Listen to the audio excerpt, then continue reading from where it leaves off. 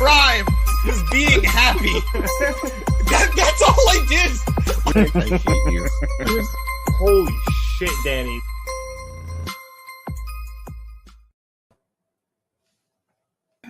Hey, hello. Welcome to a Market Down production.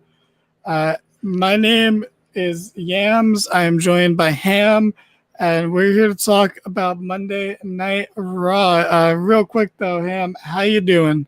Not too good. Really? Any Yeah. particular reason, or Well, I'm Ham.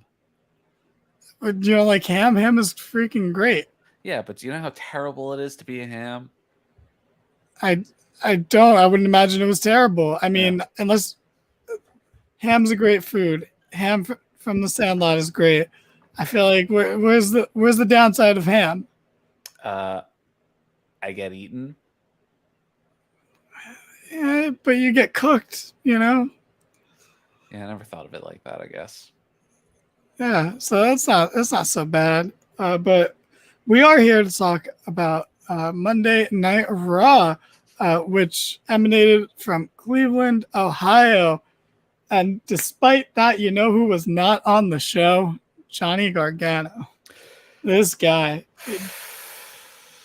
If it didn't happen this week, I guess it's just not going to happen for the guy. That was odd. I didn't even think about it, honestly, till we went live, that he was not on the show, which is weird considering someone else who returned, which we spoiled in the title. Sorry, blame producer boy. I'm not for putting spoilers in the title, but, this isn't a democracy.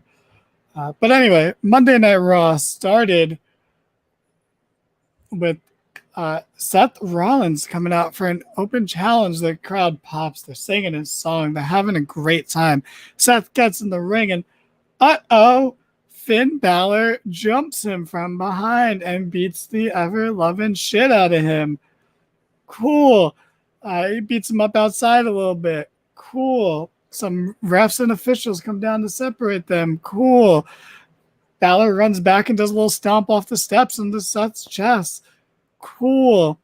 Anyway, that's how Raw starts. They go to the cut to commercial, but before that, a rare Jason Jordan sight, and he was one of the producers there to break up the fight. Remember Jason Jordan? Yeah, I like his dad. I like his dad too. I mean, the guy went out like a little bitch, but he's still great. Losing to Baron Corbin, was the right call. But anyway, good to see Jason Jordan. Sorry you couldn't wrestle just as you were getting nuclear fucking heat. But they come back from commercial and Seth is backstage being helped. He's limping. And then Finn jumps him some more. And then total pro veteran that everyone loves to fucking praise, The Miz, misses his fucking cue, and you could hear him screaming his lines into the microphone while they're still having the brawl backstage like a fucking chump. They finish the brawl, and then they cut to Miz in the ring, who repeats the same lines he was yelling over this segment from the top because he missed his cue, and I had to start from the beginning. You thought we wouldn't notice, but we noticed, Miz. And he said, I was going to accept Seth's open challenge, and I was going to win the championship here in Cleveland. And you know what? Maybe thank you, Finn, because that's a match I did not want to see, because we just saw it like a month ago, and it was pretty good. I don't want to see it ever again. We've seen it a shit ton of times. That was enough. That was the finale. So thank you, Finn. Miz says I'm going to have my own open challenge, and who should return but Tommaso Ciampa with his theme music. Yes. We're like 50% of the way there to a DIY reunion. Tommaso Ciampa's back. If only there was a show you can bring. If only there was a show you can bring Johnny Gargano out on. I couldn't think of a place to do it, but Ciampa. Gee, I wonder where he's from. I don't know, man. Parts unknown, maybe.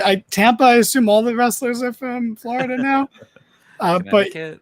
yeah, Miz and Ciampa are enemies now because Ciampa realized he doesn't want to hang out with a fucking loser like the Miz. And can you blame him? I certainly can't. I mean, bro, the guy was just out in the ring repeating himself twice. He's got early signs of dementia, apparently. Which is crazy because he's the king of soft style. So how the hell is he racking up these head injuries all of a sudden? But this guy in the comment section, that looks like a spam account, right? All caps using heart emojis. This looks like a spam account. But I assume you're. Do you think I'm close enough in this? I mean, not really. I'll be back. I can see the reflection of your ring light in your glasses, which is fine. You can see the reflection of my ring light in my eyes, but you know. Where was Candace and Munchkin? Dude, that's what we're saying. We don't know where they freaking were. If there was ever a show to have them out, this was it. When did the Miz first start for you? Like, I don't know, man. When like I matured as like a 14-year-old, maybe. I don't know. When did Miz debut? Like 2008 or 7. Oh god. Oh my god. All right, so we're gonna start a gimmick here on the Raw review, and we're gonna say that we're gonna make a list of people who deserve the please retire chant, and we're gonna start it off here tonight with the Miz. Please retire. But that being said, you know what? I'm gonna give the Miz some props. If you're gonna have the Miz on TV, this is the way to do it. You have him cut a heel promo, not host Miz TV. You have him cut a heel promo that immediately sets up his instant comeuppance, and then you have someone beat him to pay that off immediately. Yeah. And I like that for the Miz. Like it works for his character. You know what? He's shown the world he's a good wrestler. He doesn't really have much to prove, so I like that they're just kind of like, okay, go out there, have a talk show, and then get beat up. And that works for me. The talk show has run its course. It's always bad now, but it's this situation is nice. a much better use because he's cutting the promo. He's not fit in whatever stupid mold they need him to fit for someone else's stuff. They're having him do his own thing, and it's still with the point of getting someone else over. And like I said, in this case, it was his old protege, and I'm using that word very loosely to the point where it loses all meaning. Tommaso Ciampa was the one, and Tommaso came out, hit him immediately, and was beating the shit out of him.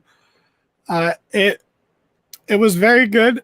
Miz got control of the match for a bit, which I think went on a little too long because I think Tommaso should have just fucking squashed him. But like, that is actually my reasonable amount of dislike for the Miz aside. Tommaso should have won this match a little quicker, but he still won clean as a whistle, beat the Miz, looked great. Good finish too. Got a decent reaction. Yeah. Some jump and kick in midair. Yeah. That was cool. Got a good reaction from the crowd. Yeah, I think he surprised the commentators too. They seemed surprised by it. But yeah, very good. Commentary was very bad during this match. But it's not a surprise because it's Monday Night Raw. So we kind of expect that. But that being said, what do you think's next for Ciampa? I assume this feud goes on for a bit though. Yeah. I mean, I would love an immediate DIY reunion. Put Johnny Gargano on TV. That's like ideal scenario, but I can see him having a little comeback feud with the Miz before they immediately throw him into a tag team. Yeah, and it's WWE, so the feud starts by the babyface winning, and then somehow it keeps going. Reestablish him to the universe. Maybe Johnny does something, and then they get back together. Yeah. I mean, I think they did set up this. He's gonna, I think, poison the way. I think that's the story they're going for, where he's gonna join the way because Johnny can't see past, his love for his friend. That he looks past all of his terrible qualities, whereas everyone else in the way is like, even the fucking serial killer Dexter Loomis is like, hey, this guy's an asshole. You know, I know I stalked and like kidnapped a dude multiple times, but you know, this guy's bad news. And I think that's the story they're going to be. So we'll in the end get a DIY reunion, maybe even as heels, which I think would be interesting. Especially because, like, if you're not going to bring Johnny on for his hometown crowd, how are you ever going to get him over as a face? You know, wasn't the Miz debut when he messed up the Diva Search number? More or less, he wasn't tough enough, but that was like pretty much his first month on TV where he messed that shit up. Which, you know, he's come a long way since then, and then he's regressed from that long way he's come. But you know, Miz is the first person in our please retired section of the roster. He's not the only one that's on the show though, so we'll get there. But we will get there. Oh yeah. But yeah, that's cool. Let me ask you a question actually about Tommaso Ciampa. You're a fan of his, right? You've been watching him for a long time in Since Ring of Honor, yeah. Okay, so if you had to guess, how many Punisher t-shirts do you think Tommaso Ciampa owns? He seems probably like a 4 to 5 Punisher t-shirt kind of guy. You know, I was thinking 4. Some of them probably don't have sleeves. Yeah, but I would still count them. Oh yeah, they count. This is a shirt. It doesn't have sleeves. It's still a shirt. Producer boy, how many Punisher t-shirts do you think Tommaso Ciampa has? I'm gonna go with 0. Wow. Ooh, wow. Bold You answer. are not judging a book by its cover here, apparently. Is this like a Google search thing? Is this a thing that we can actually like? Is there? No, I just think Punisher is normally associated with some sort of a Republican standpoint on life, and I don't know if Ciampa is there. See, that was the trick of this question, is that I think we all to a degree associate that. But before then, if you think back to like, you can remember 2008, you know, it didn't have that connotation and people just thought it was cool. And I still associate a lot of those people with being an asshole. But like, you know, I used to see people with that shirt before they ever cared, before politics was like, you know, a thing. Yeah, a trendy thing. And it was just a thing that you reluctantly had to talk about as opposed to something that's like in our faces all the time. So I think he still might own a couple. I don't think we can completely rule it out. He's got a long beard. He's bald. You know, political beliefs aside, that's the type of person you think of wearing a Punisher shirt. So, you know, I think there is a number ultimately, but we're going to move on. Let's all take a quick pause, take a deep breath, think about where we are in life and, you know, what we want to do next, and you know, any mistakes we might have made along the way. You know, let's think about these things now instead of when we're trying to sleep. You know, everyone take like 5 seconds. Just everyone count to 5 in your head. There's just so many. That's only 5. You know, that's not that many to count. But moving on, Judgment Day comes out, and they're gonna cut a promo. Right, all 4 of them on the ramp. They basically say, we're the Judgment Day. We run Monday Night Raw. We're the best. You know, and this is one of the few times it felt Finn Balor in the Judgment Day. It's more like Rhea Ripley in the Judgment Day, but okay. You know, and they say, hey, Cody, you're a piece of shit. You know, you suck. We don't like you. Your hand hurts. Haha. Dom's going to beat you on Money in the Bank. Priest is going to win Money in the Bank. And Finn's going to beat Seth at Money in the Bank. And they challenge Cody to find 2 partners to take on the Judgment Day. And oh my God, who's it going to be? Right now, everyone, put your guesses in. Who do you think Cody's partners are going to be? Are you asking me? I found it strange because the match was already listed before the show started, and then the entire show was based around Cody's partners. And I thought, how silly this is. How did they not just announce it from the very beginning? Oh, because that's the most WWE thing. They do that shit all the time, and they never fucking notice. Like, it's so wild. We got a commenter. Our commenters guessed KO and Sami Zayn. Interesting guess. We'll see what the answer is later in the show. Nah, that guy's an idiot. He doesn't know what he's talking about. I mean, you should have seen some of his earlier comments, you know. But speaking of Kevin Owens and Sami Zayn, they have a promo backstage.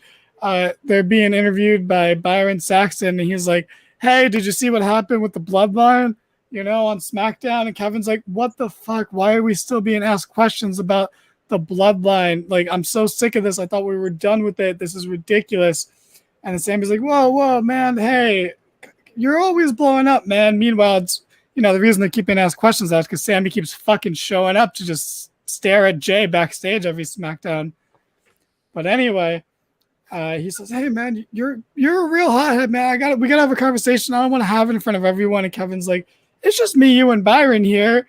And I really thought that Sami was going to look dead into the camera for a second. I really thought he was going to do it. But he's like, yeah, you're blowing up all the time, man. Can you go one night without blowing up? And, you know, if there was ever a time where, you know, I think Sami Zayn embodied all of us talking to our parents, you know, right now. You know, if your parents are of that certain age, you know, they get mad at everything. So, you know, we can all relate to Sami right there. So I said, can you go one night without blowing up? He's like, of course I can do that. No problem. We'll see how that plays into things later. But we'll talk about Kevin and Sami a lot throughout the show. So we'll save it for that. I just want to say I love them right now. I love their shtick. I love what they're doing. So then we had the KCs. That's Casey Catanzaro or Katana Chance and Kaden Carter versus Chelsea Green and Sonia Green. What a match. I mean, it wasn't. It was, you know, star-filled. Just, you know, the future. JL thinks Tozawa is going to be Cody's partner. That's his guess. We'll see how that plays off. Try talking. I'm not going to try that, but, you know, good luck, buddy. Yeah. You can do it. We believe in you. We believe in you. You know, I think someone on commentary mentioned Dr. Shelby with them, and you know what? I'm not gonna lie, I'd pop for it. But so yeah, the KCs took on Sonya and Chelsea, and yeah, this is a bit of a nothing match, but you gotta establish the new team, and literally, Chelsea and Sonya's entire job is to lose and then be angry and throw tantrums about it. So like on paper, there's nothing wrong with this. It's just, yeah, of course you're not going to care that much. It's the two girls always lose versus people that you don't know who they are unless you watch NXT 2.0, which if you do, they're one of the best like stories from 2.0, I think, personally, from the 2.0 I never watched, but you know, I'm a fan of them. Oh, that's great. But we can't listen to it, obviously. But yeah, there's nothing to say here. But I will, Nick. Do you want to talk about this? Do you have any comments? I like the KCs. I don't know. It was fine, like you said. Chelsea and Sonya are just there to lose and then complain about it, and it just kind of takes up space on the show every week. At this point, so now is Sonya also stealing? She has the same gimmick now. Pretty it's much, her partner, yeah. So she has her back, and she was an authority figure, so she's complaining about bad authority figures now, which is, you know, fittingly ironic right there. So that, you know, it works. It's just not. It's a lower card act that works in its small little zone, and that's fine. It's a perfectly good. I just think it would be better bottom of the card act. If she was just on her own doing it. It would probably be, you know, she's gonna. It would be, but like they need tag teams, so yeah. Well, that's what I'm saying. It's unfortunate that she's got to kind of be stuck in that position, but at least they're giving her the gimmick. So yeah, she'd be losing either way. Right. So it doesn't matter at this point. Whoever needs the wins can beat her. I mean, the two of them, they both lost to Becky in the past 2 weeks. They lost to everyone they've ever faced this year. But that in Chelsea's case, it works. In Sonya's case, I remember right before the pandemic when, Sonya was fucking the only time in her career where she felt like a potential top girl on the roster. But, that was 3 years ago now. So times have changed. Yeah.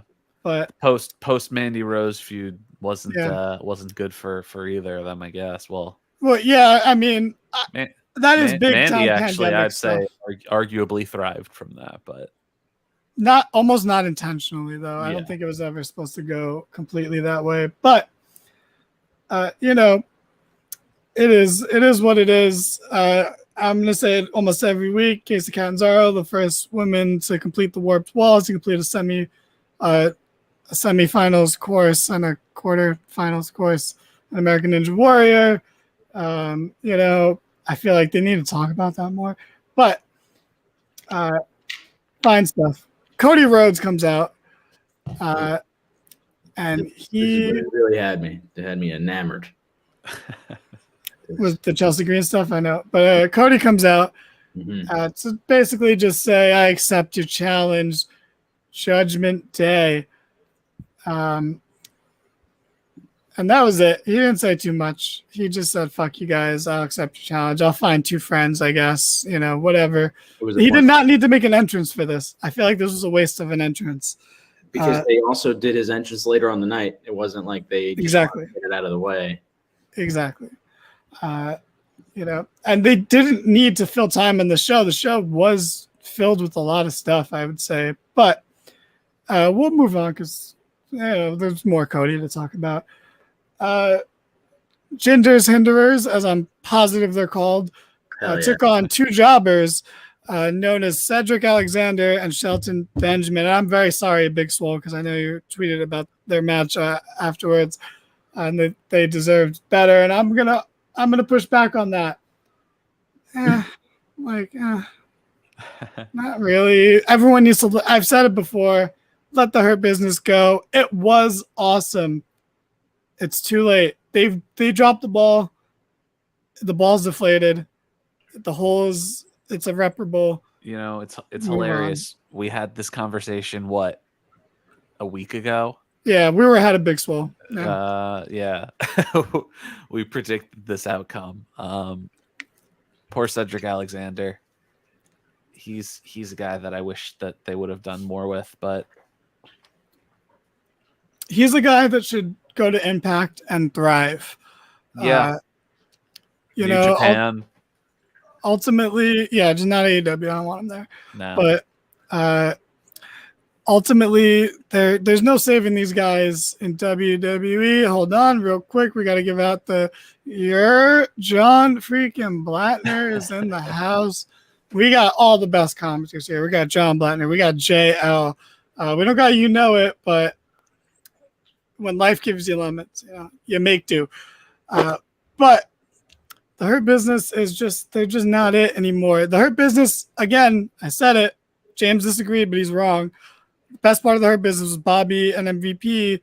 Cedric and Shelton were always just bump guys, and they were not people to take seriously. So, give up on them. If you want the Hurt Business back, ask for Bobby and MVP back, because that was where the money was. Yeah, and also, if you're going to make the group work, you would want those 2 younger guys to eventually be the guys, but Shelton's older than Bobby, I'm pretty sure, right? Well, I mean, not Cedric. You'd want something to come out of him later on, but if nothing's going to happen, then I don't know. There's kind of no point in that group. Yeah, he's just the cannon fodder guy. Yeah, you can't have a guy. You can't have a faction breakup by having the main guy beat the underling so badly that they plummet down the card, start a feud that no one cares about, and then pretend they never feuded to team back up a few weeks later because there's nothing for them to do. That's the kind of shit where I'm like, they're done. There's too late. You can bring back MVP and Bobby, but I mean, I guess they could have gone full BCC, just turn him heel, so you kind of forget that he was a fucking weeb which is kind of what they've done with Yuta. Like, I don't really see him as much of a loser anymore because he's a heel and he kind of just, bleeds and beats people up. Yeah, I mean, maybe. Hey, I'd love to be wrong and they make something of Cedric, but Yeah, but the whole group just for Cedric, it kind of doesn't make any sense to me. Like, it's I wouldn't buy it. 3 older guys and then 1 young guy. It's not. Sorry, Jay. I could tell you like the Hurt Business, and I get it. But like I said, the money in the Hurt Business always bought me an MVP. But moving on, because this match was not long, so we can't even really talk about it. Unless do you guys have any comments on the match? What did you guys think of it? Match of the night. Was the flawless round on the show? No, she was not. She has weirder things to do.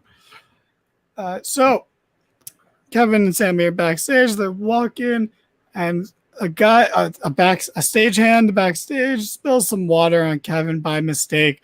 And oh my God, is Kevin gonna blow up? He wants to, but no, it's fine. Hey, it happens. No big deal. But then they bump into Matt Riddle, and Kevin almost loses his cool because Riddle starts talking about a hot bro summer and all these movies that Kevin has to watch. Kevin starts to blow, but he doesn't quite blow. And he's like, no, it's fine. Those are great movies. Good luck in your match, And he walks away. Sammy's like, he's going through some stuff. And, I think Riddle had a good walk away line there where he was like, Sammy's like, oh, he's going through some stuff. And Riddle's like, yeah, I can sense that. And then just, walks away, getting ready for his match. And it was a nothing throwaway line, but the delivery was right there. That was the Riddle I liked from the RK Bro days. I want that guy back.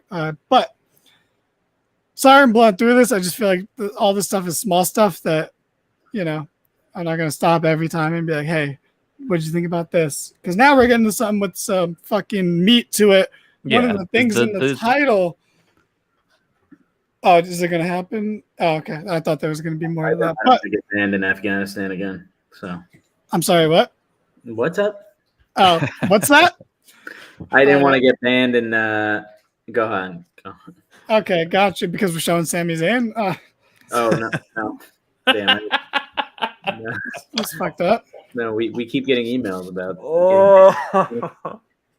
Oh my God! First of all, we get emails. That's wild. That's insane. But go on. Oh, what is this guy? What is this commenter saying? I don't know what I want. I don't know what.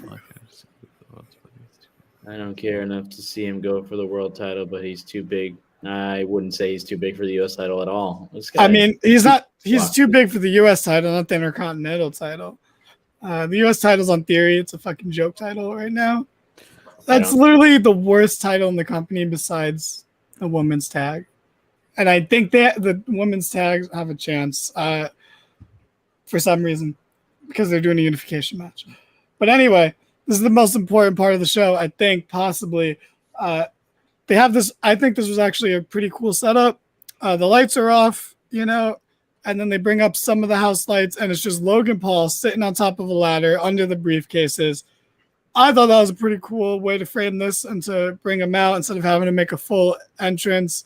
But he's basically like, hey, what's up, Cleveland? I'm from here. I went to this school. I drank at this bar.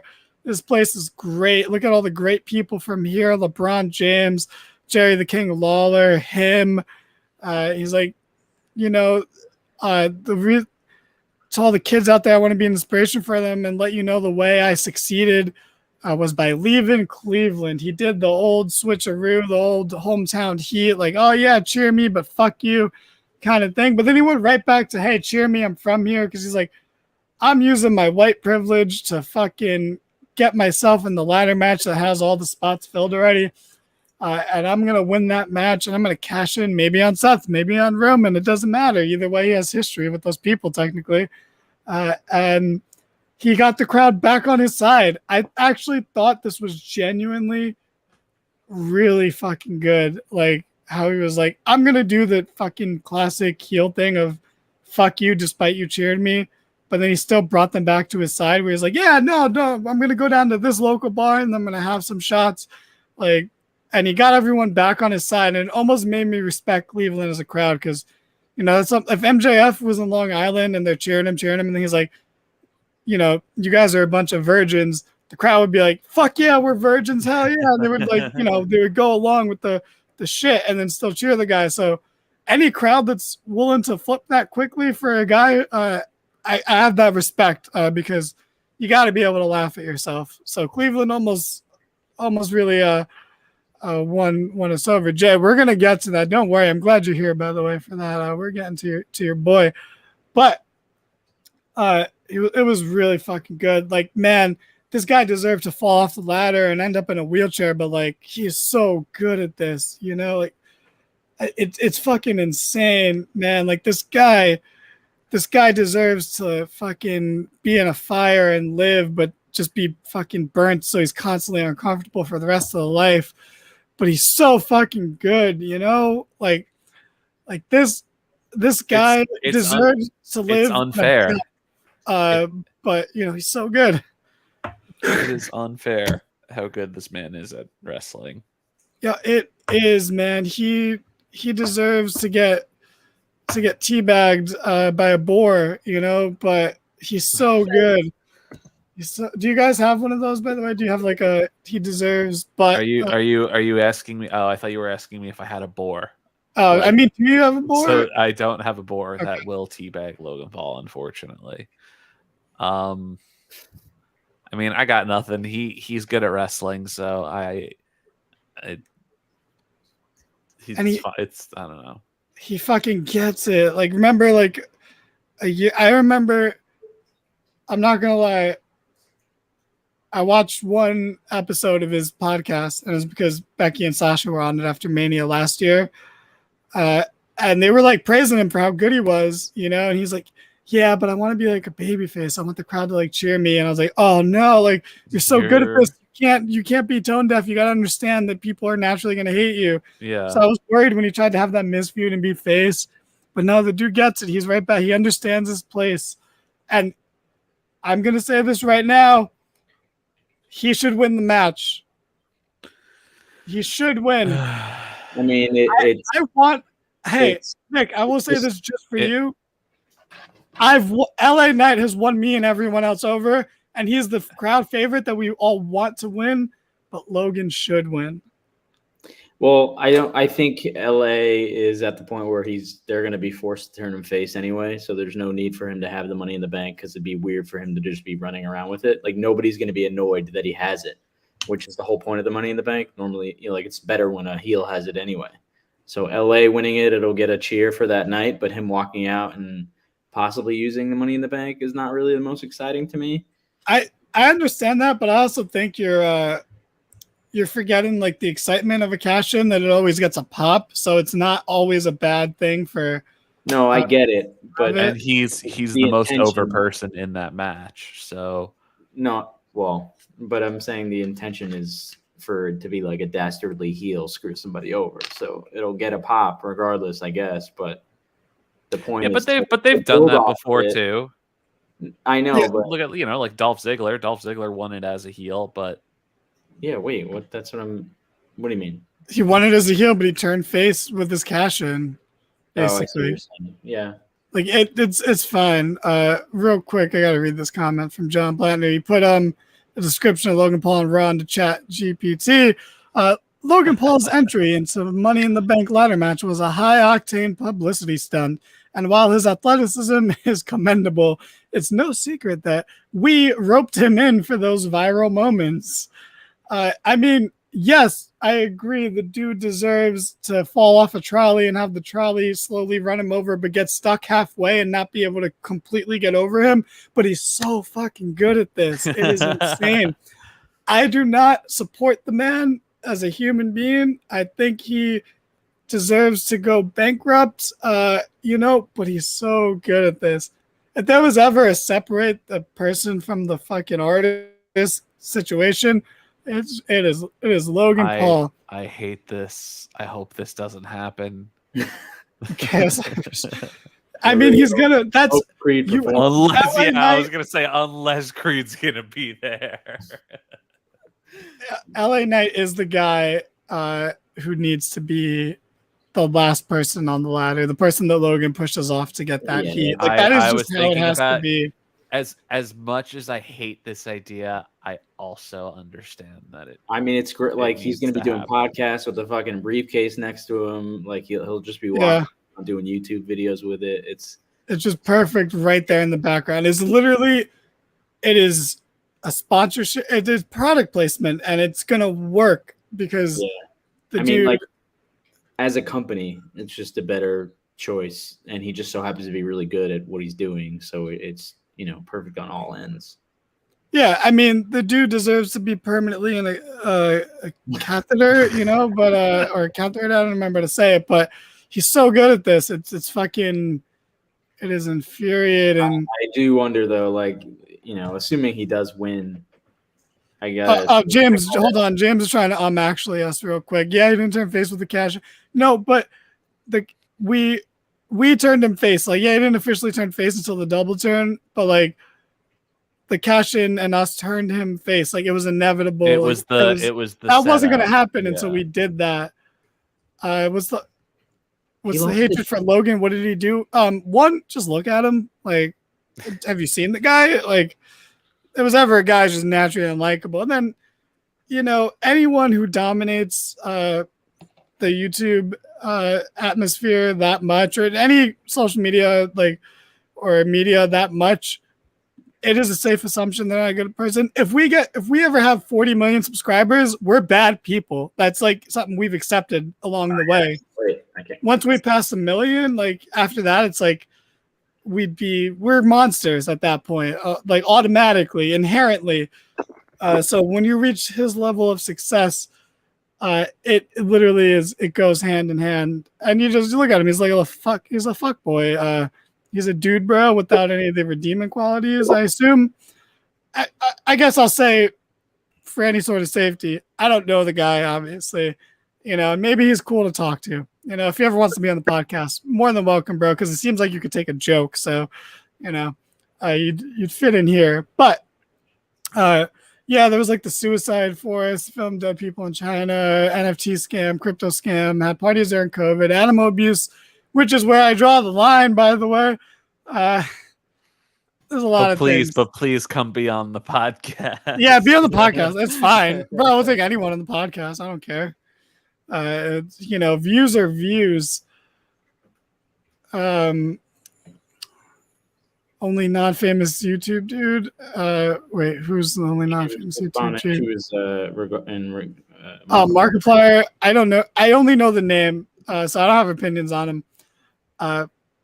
But since you like him, I'll take your word for that. I am reading something that says Markiplier clickbaited his niece's death, but I'm sure he's a great guy.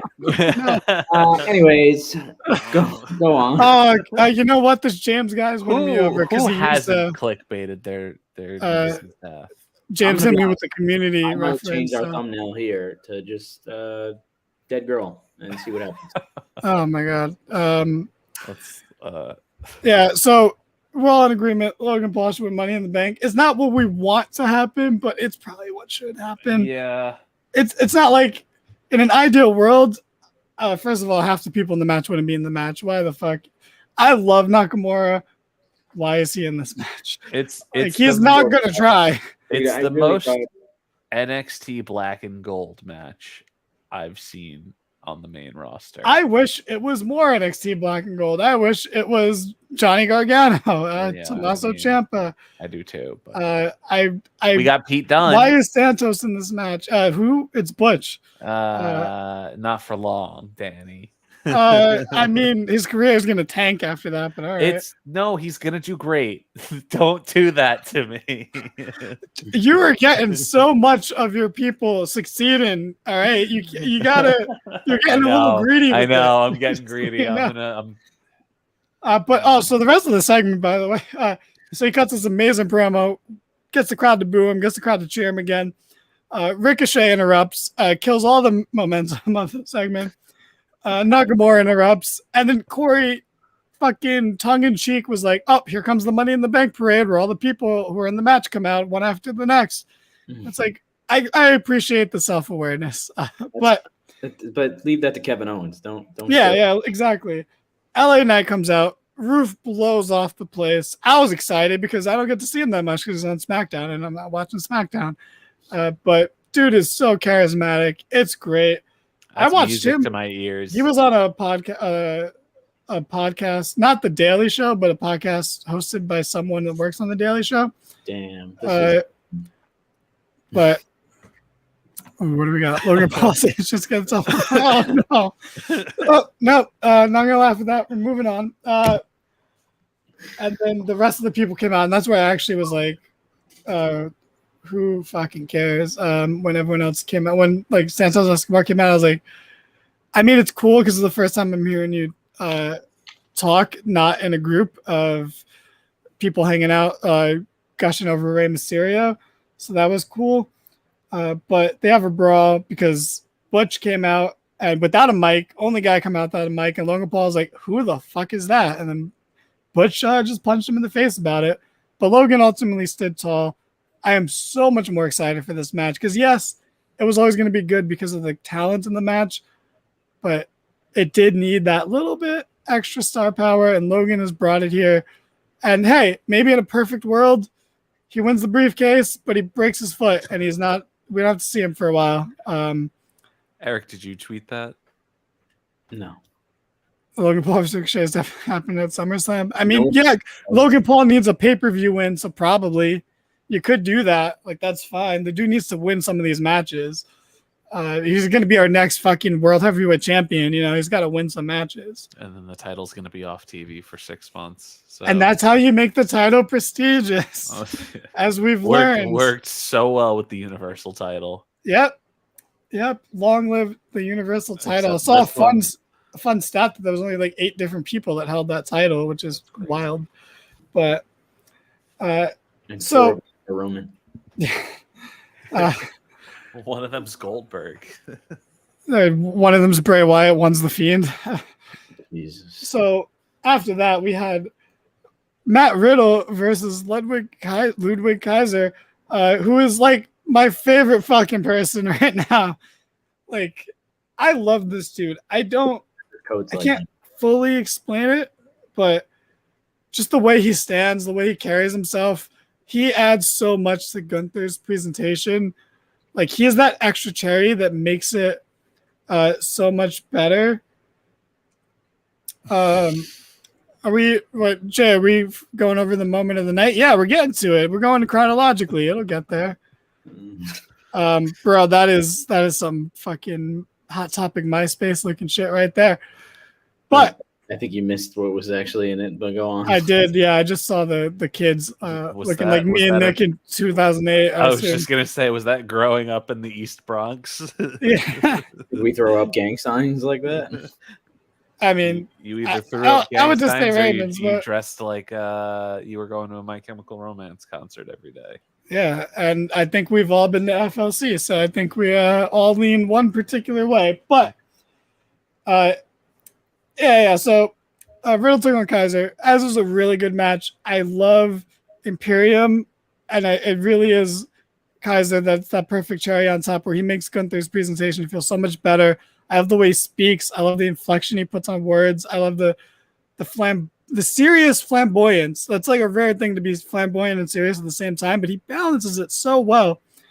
And this match was just fucking fun. And after the match, Gunther and Ludwig beat the shit. Obviously, Riddle won, but Gunther beat the shit out of Riddle after, and it was really good. And then they show them backstage. They bump into Kevin and Sammy, and they taunt him, trying to get under Kevin's skin. And Kevin's like, "Why are you here? We don't have a segment planned with you tonight," more or less is what he said. And they just taunt him. And I love Ludwig Kaiser. Isn't Kaiser the best, Nick? Isn't he fucking great? Isn't all of Imperium great? Yeah, they're cool. I like Gunther a lot. I'm indifferent about Eichner and what do they call him now? Actually, Giovanni Vinci. Yeah, and Ludwig Kaiser. Yeah, he's really good at his job.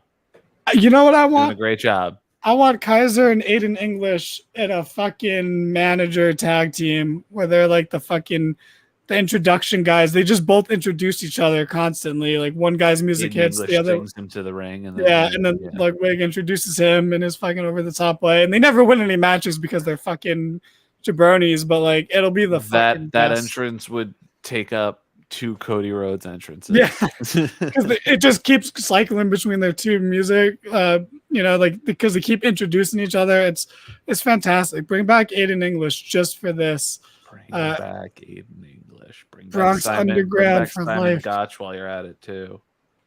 Oh my God, Simon Gotch and Enzo, last What's man he- standing oh, match. yeah. Yeah, let's get What's it he going. doing these days? Why haven't they given him a call? Why isn't he in AEW? I stand by that. If we're giving worse people second chances, let's give Enzo one. Actually, I don't want to take that strong opinion in public, but let's look into all the details of his case and then make that decision.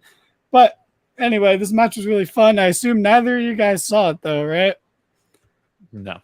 Okay, that's fine. Eric didn't have to answer that. I know you didn't see it. I think this was like on my way home from work territory. I saw it. So. Matt Riddle broke his foot. Okay. Why? Because he wasn't wearing shoes? No, he was trying to do a 360 on a scooter and he just landed badly. That's how he broke his foot. But fun stuff. I was into it. But then my other favorite thing on Raw happened. The Alpha Academy came out, and they're just the fucking best. Again, there's an easy formula apparently where if you put Otis with an attractive blonde woman, it just gets over every time. It's 100% of the time. It works. Okay, look, I know Eric was very concerned about the whereabouts of Masay and Mansoor a couple weeks ago. Apparently, they're getting a makeover, so I'm not so scared anymore. That's good. I'm glad you were able to sleep these past 2 weeks. What is the joke behind this before I put it away? What's Chase U? Chase U is a group in NXT. Oh, God. Yeah, all okay. Right. That's fair enough. So I was going to say is Maxine Dupree would be doing nothing. She would be floundering with that group that was never going to be anything, and now she's being cheered. Like, it just works. It works. Literally what I was saying. She would get no reactions otherwise, and now she's over as fuck. And that's kind of awesome. I'm gonna take a sip of water. So when you guys say something funny, quick. Eric, say something funny. I don't know. I stopped saying something. Well, Danny's back. Great job, guys. Oh my God. I was talking about how the Monday squad was better than the Wednesday squad. And I still stand by that because I think James and Nick need to step it up. They're not even commenting right now, which is like crazy. Like, I know James commented like literally 7 minutes ago, but that was 7 minutes ago. Thursday guy too. Can you believe it? I know. And bro, I literally fall asleep to his fucking shit every Thursday to show support. And like, he can't even comment on mine. That's fucking every 5 minutes instead of every 10 minutes. It's wild. You don't want to talk about how great Imperium was, James? You're not like, do you not love the way that Ludwig Kaiser introduces Gunther as the ring general? Alexander Wolf, James? We need to know. What is going on here, man? But anyway, Alpha Academy, they had a little video where they were teaching Maxine how to do a suplex, which again, hey, great way to get someone who's green over is by making that part of the fucking gimmick. Like, holy shit. Yeah, I thought the same thing. And Chad Gable of all people too. You shouldn't have did that with Jade Cargill, like during her entire run. I mean, in hindsight, maybe they could have, but we're not going to compare because I think Jade is technically, I would say, better, but I'm not going to. I really hope so, because if not, yeah. What are we doing here? But it would be embarrassing. Chad Gable's fantastic. Do either of you guys want to speak on how great Chad Gable is, real quick? I fucking love Chad Gable so much. Yeah, he could definitely be a star. I think he's like everything they've ever given him. He's found a way to kind of just knock it out of the park. Even when they did the Shorty G stuff, he still like. I wouldn't say he knocked out of the park, but he definitely got a double or triple. Yeah, he survived. he survived. Like that's because that was very much like if you have a shitty gimmick, you're getting fired territory, and he did it. He made it. He came out the other side, and now he's one of my favorite parts of Raw. It does upset me about like how long he's been there without actually like doing anything. Never won a singles title on the main roster. And he came in hot. They gave him all the tag team titles. Yeah, and that's the only thing that bothers me because it's like, okay, like this is great what he's doing, but is he like wasting his lifespan now? Like, how old is he? I mean, I guess he started super young, but still. Yeah, no, it's a concern, but you know, it's one of those things we always get the hope with Gable, and maybe this is the time, you know, but we'll see, because this is so good. I'm willing to write it out. It's just constantly entertaining. Whereas like Shorty G wasn't constantly entertaining, you know, like him and Shelton weren't constantly entertaining. They, we compare him to Kurt Angle, and you know, it's kind of just and the beginning it was always they kind of just have like similar gimmicks, and they're both really good wrestlers, and they have almost the same attire, but he's almost as funny, if not more funny and entertaining than Kurt Angle was. And it's, you know, you see that in him. He could be a top guy in the company. He does have the potential, which is insane to hear coming from you. So on that note, we're gonna move on. The match was fine. Maxine hit a suplex on Valhalla, Hall of the Fallen on the outside. But the celebration kind of distracted everyone, and it allowed the Raiders or the Viking Experience, whatever you want to call them, to pick up the win. That being said, you know, the Viking Raiders, they do a lot of, they shoot bows, you know, they're into like bows and arrows, you know. So Eric, do you think playing darts is a gateway game to shooting crossbows? Ask that question one more time. What's that? Do you think playing darts is a gateway game to shooting crossbows? No. Okay, interesting. Fair enough. Nick, do you think the Viking lifestyle is a gateway to starting forest fires? No. Okay. Yeah, I don't either. But the dart one, maybe. We're not ruling that one out. But I'm also going to say no on the dart one. I think I don't think you can fully rule it out. I think there's a correlation there. I don't want to play darts, but I want to shoot a crossbow. Is it because of The Walking Dead or Van Helsing? That might be why. That could be why. Hugh Jackman may be the reason that I want to shoot a crossbow. Yeah, there we go. I played the Van Helsing video game on PlayStation 2. I'm so sorry. It was fine. I was also just I like the movie a lot, so I think. I almost. But anyway. Anyway. Yeah, I like to drip feed what I consider cinematic masterpieces over time, and that came out in a time where there was just so many like national security and head of state and Signs and all these great movies in the years 2002 and 2004.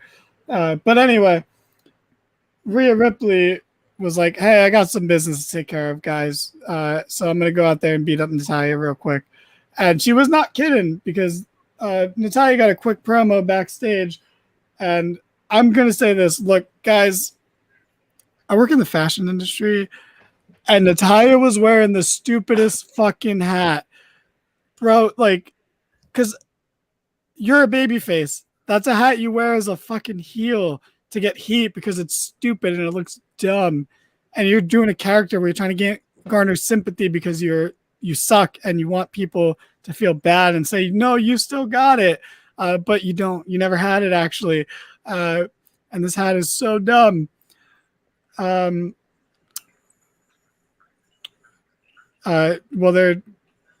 Yeah, the point is to listen, dumb person tweeting this.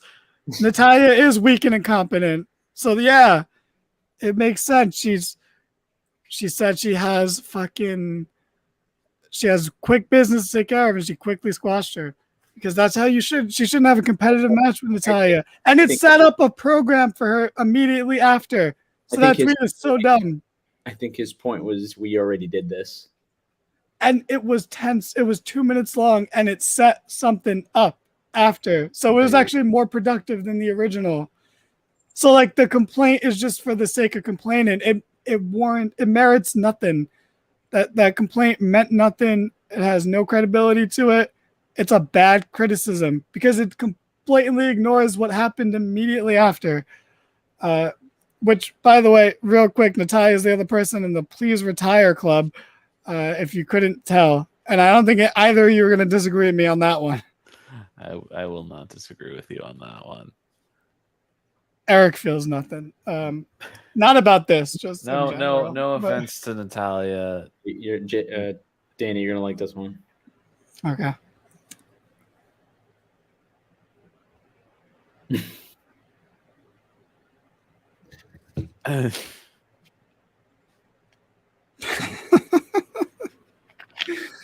Oh my God! Yes, thank you. That's a good tweet. James is waiting on the movie stuff. Van Helsing was great. They shouldn't have made Mummy 2. They should have Rick. That's terrible. Rick and Evie facing the other Universal monsters. Look, man, there wasn't a time where that wasn't a thing really back then. We weren't doing that. Only sitcoms were doing crossovers at that time. But Mummy 2 was great. I liked Mummy 2. 3. Yeah, there was no Mummy 3. What are you talking about? Yeah, we don't talk about There shouldn't have been a Scorpion King. Yeah, there shouldn't have been. I was excited about it as a kid because I liked the Mummy and I liked The Rock. Has anyone seen the new Craven trailer? Yeah. No. It looks pretty cool. Like kind of pretty dumb, but also very violent. Yeah, but who cares? Because they fucked up the last. It's not gonna matter. No, you're right. It's not gonna matter. You're doing great, James. These are great comments, by the way. This is a funny comment. It has so much potential in 2008, and that's the only time I would have agreed with you. And maybe 2010 at a push. Natalya's gonna be a big star one day. 15 years ago, maybe. See, what this set up was Raquel, who was being interviewed before a qualifying match with Trish. She's like, "Hey, I didn't like what just happened there, and if Rhea wants some competition, I'll be that competition." And then Rhea came from backstage and was like, "Oh, what'd you say? Hey, what'd you say? Bro, we're not getting it. She's gonna retire, bro. She's gonna keep losing. Maybe she'll beat someone low on the card. It doesn't matter, like Valhalla. Like it's fine." Like the fact that I have to fucking explain this to people is baffling. But so they set up finally something for Rhea to sink her teeth into. So again, that tweet was really dumb because it had to have been made before, like immediately after the match or the match didn't happen because she beat the shit out of Natalya and the match never even happened. But something for Rhea to do, a match people want to see. People want to see the double R's fight each other because they had good matches in NXT, right, Nick? I assume. Oh yeah, they had some great matches in NXT. Yeah, so I'll ask you, our most resident NXT guy, are you excited for Raquel Rodriguez versus Rhea Ripley match? No, unfortunately, I'm not.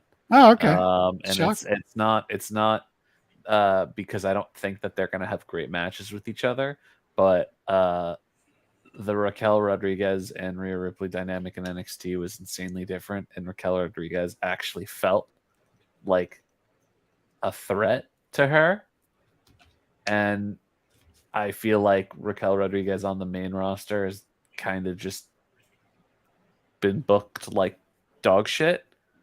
So I can't really say that I am excited because I don't feel like she's as big of a star as she was in NXT. I mean, she's not a star, that's for sure, but it's something I think that can actually elevate her, bring her up a little bit. Maybe, yeah. And I'll tell you what, I did take notice of something. She had her match against. I don't know if we got there yet, but yeah, we're getting there. You can start talking about it. She had her match against Trish Stratus, and I watched that, and she's like, I gotta say it, she like picked her up and was ragdolling her around, and it looked kind of cool. If they do more of that, but I think she needs a heel turn and some fresh stuff. I think she loses to Rhea, and that's what leads to her turning heel a little bit after that, which I think is good. So that's why I'm excited for this. Not because it's good, the feud's going to be good, but because the match and the aftermath I think is going to be really, really good. So I'm into that. But yeah, we got Raquel versus Trish. I just wouldn't say excited was the word. It's not that I'm like Well, I see you're a pretty optimistic person, so I kind of just assumed. Eric, what the fuck are you laughing at so much, man? I'm not doing nothing. Okay. Well, so yeah, Raquel took on Trish. And yeah, I actually thought it was pretty good. One of Trish's better matches since coming back. She was just bumping like crazy for Raquel. And Raquel looked really good. Zoe kept getting involved. That eventually brought out Becky, who was beating up Zoe. Trish rolls out of the ring, grabs Becky. Becky hits her because, she's defending herself. Causes the DQ. Makes Becky look a little dumb, but I think in a way that was at least reasonable. Like she wasn't goaded into it. She was just someone grabbed her from behind. She hit that person, and it just happened to be Trish. She went in the ring, apologized to Raquel, and I think this is where it falls apart. I think you have Raquel like fucking actually do something about it and be a little more mad than she was, because it made her look.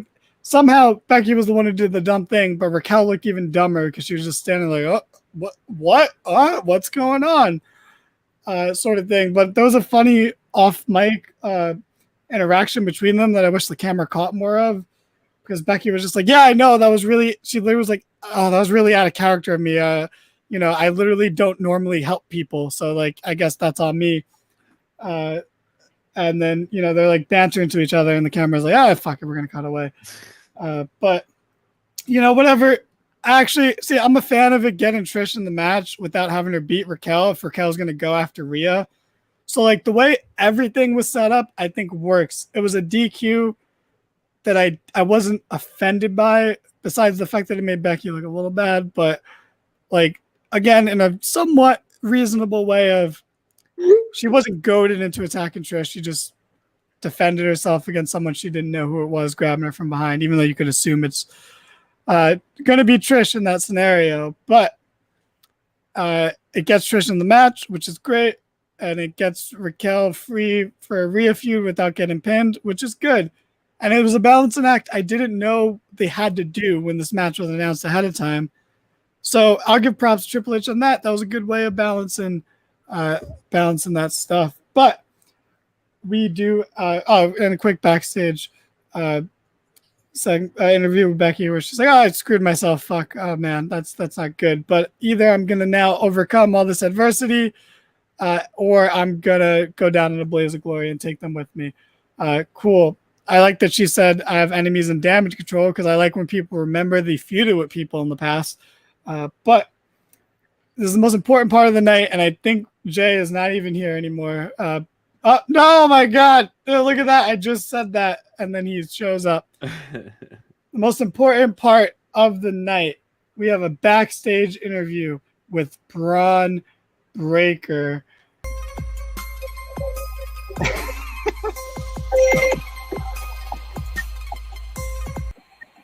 Good. What a gag. Good job. Braun Breaker is here. He is our next World Heavyweight Champion. Everybody rejoice. He's going to beat Seth Rollins. And then probably maybe SummerSlam, maybe Mania. He's going to beat Roman Reigns, unify the titles, give Eric what he wants. And we're going to be living in the future. Forget about the past. Forget about the now. We're going to be living in the future because Braun's going to be our champion. He says that he cuts a decent promo, good promo. He says that, I hope Rollins isn't going to use what happened tonight as an excuse, and he's going to actually show up on NXT tomorrow and be the fighting champion he said he's going to be. And he, basically said, he's like, I'll be excited. And he's like, hey, maybe I'll be showing up here more on Raw. And genuinely, joking around aside, I will say this Braun is way better than the Braun that had like those couple tag matches with Ciampa like 2 years ago or a year and a half ago, on Raw. So like, I guess NXT works, you know. But Jay, I want to throw to you in the comments, but you know, we got to wait for those to come in because there's a little bit of a delay. So Nick, how you feel about Braun Breaker? You're an NXT guy. I'll tell you what, man. I was definitely getting a little cold on him during the end of his face run. It really was kind of starting to play itself out. But he's been crushing it with his heel character. And I think this promo on Raw kind of proved that tonight. I did actually catch it, and it was awesome. It made me excited to watch the match tomorrow. I'm be honest, we're all pretty excited for this match. He's stepped up his promo game immensely, and I think he's ready for the main roster and will be on Raw very soon. Oh yeah, I think he definitely will. Jay, what he's saying is like he liked the face run, but towards the end he thought it was going to play out. I thought the face run was great. It's just it was the same. It ran thing its over course and over again. Yeah, exactly. And then you freshen things up, and that's good. I'm a mark for Becky, and I think her coming back heel ended up working out, and then it ran its course. She came back face, and that's the circle of life. Seth was not working as a face in 2019. He turned heel. It became so good it got him over, and now he's face again. That's the circle of the squared circle of life, as we're going to call it. That's a new term we just made up, and we're going to start using from here on out. So please don't forget it, because we got to bring that back on Wednesday. Producer boy, write that down. Okay. And what did you think about this Braun Breaker promo? I mean, probably one of the worst promos I've ever seen in my entire life. And how long you been watching wrestling? 2002. Oh my God! So that's 20 Eric, plus years. Are you watching NXT tomorrow? Absolutely not. I thought we were going to your house to watch it.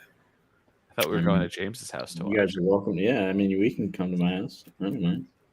I got the duplex. You know, where's hardcore casual when you need them? What about Cena? Cena is the prime example of why you need to fucking freshen things up. Look at Roman. Oh man. Yeah, producer boy is he definitely knows what he's talking about. And we all respect his opinion so much. But why don't you have the light? Where are all the lights in your background? And why is it so dark back there, producer boy? Is it dark? Yeah, there's like nothing. You got none of those lights on. There's like one strip of lights that looks like it's half on. He's setting the mood. Yeah, I mean, this is always what it looks like. No, I feel like you have more lights Speaking sometimes. of lights, I think I got too much. How about that? Oh, we're taking a quick. It's a great time to fuck with our sets. I mean, I have like two different fucking skylights and a candle, so my lighting's all over the place. But you know, for all of our preferences, that's not what I meant. I just felt like the stairs have more lights normally, you know. But maybe because the cameras sometimes that way. Oh, see, Jay gets it. That's exactly the tone I said respect his opinion in. So we're all on the same page here. But I'm be honest. After this, I stopped caring about the show in a way because Nakamura took on Bronson Reed, and they had a great match 3 weeks ago. Just what I didn't want to see it again. So Bronson won, but I have this is the first time ever where the meme, if this took place in the Tokyo Dome, it would be 5 stars. Like genuinely, if this match took place in the Tokyo Dome, it would have been so much better because both these people would wrestle better. Because Nakamura now doesn't give a fuck. He's just there to collect the paycheck. Fine. And Bronson Reed is a naive person who made a very bad decision. He's doing his best, man. No, doing his best would have been staying in Japan. I do also want to point out for this match, they gave Ricochet 2 segments on this show. And both times did he come out looking like a dork. And like, how do you have such an incredible talent like Ricochet and then like not just let him do what he's good at? He was so cool in NXT, and now he just like comes out and gets beat up by Bronson Reed. Yeah, he's a dork. He's a dork. Anyway, It's like you said, depressing. not all my guys can win. Oh man, were you at the takeover? Was it him and Adam Cole for the North American title? Were you at that I one? was at the one the year before where Ember So Moon good. debuted. Okay, I wasn't at that one. Which wasn't as good. Wait, they did NXT shows for the North American title here? Yeah. Brooklyn 3 through 5. Why are you so confused by that? No, because I thought I went to all those shows. I don't remember the North American title. You know, remember Adam Cole versus Ricochet? He did that insane fucking hurricanrana where he jumped over the rope while Adam Cole was on the apron and hit him with a hurricanrana to the floor. It was fucking wild. No, maybe I only did Slash and Gold NXT. Like it was the same show where Ciampa and Gargano had the last man standing match. We were at that one. Is that where Gargano was like hanging from the thing, so he was standing technically? No, Ciampa was hanging from the thing, so he was standing. Yeah. I wasn't there. That was TV. No. Okay. Yeah, so that was the one where it happened. I was only at that one, and then the first one with Bailey Sasha. I wonder Ooh. But anyway, yeah, this match was whatever. Why is the guy not in the ladder match doing this? I guess maybe he's gonna get. I guess we're just gonna put him in too, because fuck it, anyone could just get in this match, even though it was full. But whatever. Who cares? Eric, what did you think of this match? maybe the best match of the year. Jay, you don't gotta apologize. We know we know why you were here, and we appreciate you sticking it out. Producer boy's gonna miss you. I'm obviously gonna miss you, and Nick's you guys are just starting to get to know each other, but you know, he'll miss you too. You'll be back. I'll be back. It's fine. And then the main event happened. It was a 6-person tag.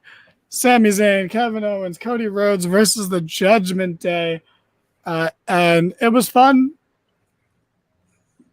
Like, that's it. The faces won. All of these guys are good. Yeah. And Cody is cool. Yeah. That's my takeaway from that match. Dom's going to AW to join the Young Bucks. Dom Jackson.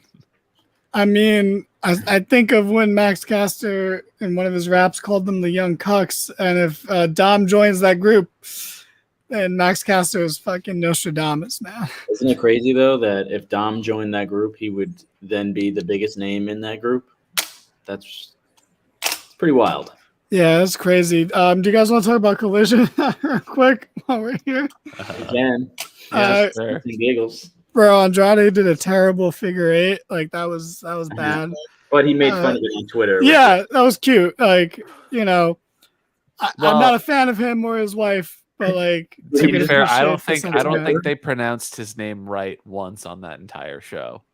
Well, they also called Buddy Matthews Buddy Murphy, which is wild because like he wasn't that big a name in WWE. So like, I feel like of all the names to call their WWE name, like that shouldn't be the one. You know, dude was on wrestled TV matches maybe 12 times in 4 years. Yeah. But you know, all of them were really good, which just don't drives me crazy. Go back and watch his match with fucking Daniel Bryan. It was I love that match. It was fantastic. He won that match. He won that match clean. Yeah, well, everyone was beating Bryan clean at that time. It's fucking bullshit. But yeah, I know. But I don't mind that Buddy was one of them. Did you think that was gonna happen? You know? No, but you know, in hindsight, it was obvious because then he went on to lose like all the time after that. But that's fair. Yeah, Andrade is a good wrestler. You can't put him as a baby face. He's a fucking tool. He's a guy who thinks he's cool, but he's not cool. You know, so that does kind of whack. Watching these clips though, I almost feel bad about how much shit we were giving him. I don't, because he's kind of shitty still. No, yeah, he's shitty, but I just mean like as a wrestler, like I kind of just forgot. No, he's really good. It's just like who isn't really good? Do they have anyone that's not really good? He's really good on a roster of really good people. So the way if the way the you rest said that, of you, that's if average. the rest of you is right. If the rest of you is average, then it's kind of like, all right, well, yeah, dude can't do anything. Like, what does he bring to the table that no one else brings? You know, oh my god, all the Buddy Mustafa matches are really good. That's a great point. BX 1743, thanks for still being here somehow, or thanks for coming back, I should say. But yeah, crazy. And yeah, that's you know, all of note that happened. That's not true. There was a title change, but I'm refraining from talking about that until I'm gonna just blindly interrupt Rev while he's talking and just go on a fucking tangent about the TNT title. So I'm going to save it for then. And then nothing else of note happened on Collision. So that being said, we're done talking about Raw. What did you guys think of the show? And a scale of 1 to 6, what would you give this show, Producer Boy? All right, Nick, same question. 1 to 6? Like a 2.8. Really? Okay. Yeah. Producer Boy? I'd give it a 3.3. Okay, that's a little better. I'd honestly say this is like a 3.9, borderline 4. Oh no, it was a 4 because it's out of 6, so that's fine to say. This Raw wasn't bad. It had Ciampa return, had Logan Paul, it had Alpha Academy. Yeah, I guess. Yeah, they just got maybe I don't know. Maybe I'm being a little too like harsh. this was an average show, but average in a good way. It was it wasn't bad. It average for a 3-hour show. Yeah, this was a decent show. We need to go back to 2. I know it was just no Johnny Gargano. Yeah, we got to give props to our commenters. James was right about the tag partners being Kevin Owens and Sami Zayn. Lucky guess. Eric, tell him what he's won. These nuts. Nice. 2023. That was funny back when Natalia had a chance of being over. But all right. We're just gonna wrap up here real quick. Just like to say thank you to everyone for watching. Nick, if you were to talk to a 13-year-old kid, what advice would you give him? Wrong answer, because I wouldn't talk to a 13-year-old. Yeah, fucking kids suck. Get out of here. If you can talk to a 13-year-old dog, what would you tell it? You wouldn't say anything because it'd be dead, because no dog is 13 years old. Got him, stupid. See, it's funny when you make fun of kids because like they're fucking stupid, but like, you know, it doesn't work when you make with. And the thing is, dogs are dumb, but like you don't make fun of them. You know, like it's not funny to make fun of animals. You know. Right. But yeah, I gotta agree with Nick in our comments. Good job with the big announcer voice, Nick. I think Nick was very right to compliment you on that, Nick. But I got plenty more where that came from. Don't worry about it. Yeah, Eric, if you can talk to your 15-year-old self, how would you hit him? How would I hit him? Yeah, dude, I'd beat the shit out of that kid. I would. I don't even have enough paper for the list that I have of things I would need to tell him, weapons that I would need to buy to hurt him.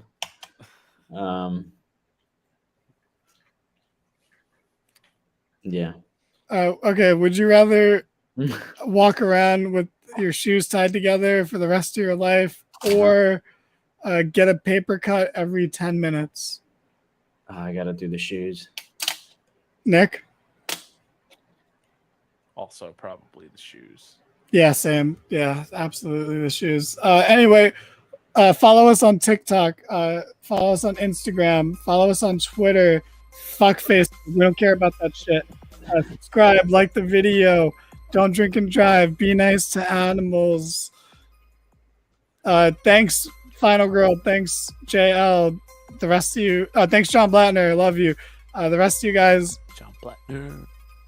You know, whatever. Producer Boy, great job. Get out of here. Nick, fantastic job.